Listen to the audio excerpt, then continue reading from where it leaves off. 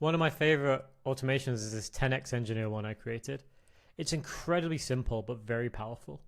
So all this does is it uses our linear integration, scans our backlog, finds a ticket that it thinks it's capable of, picks it up, and does the work. All it is a single prompt.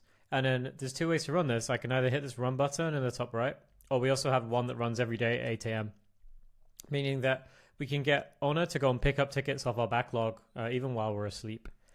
So let's take a look at some of the individual executions of this and see what Ona did. So I can click into here and I can pick my project. I could also run this against many projects at once if I wanted to. But what it did here is it took a look and picked a ticket off our backlog and it raised a PR for it. It ran all the tests, and because we have these reproducible development environments, the agent has the full run loop available to it and created a PR. If I open that PR, you can see that the agent went ahead and made changes across 3 Go files, including updating the tests. And what's even more important is it verified it. So we can jump straight in here and CI is green. And this is because in the environment, the agent's able to run the complete test suite to make sure the test matches expectations. So without doing anything, I have a mergeable PR. To get to this state, my laptop didn't have to be on, as it all runs in the background in the cloud.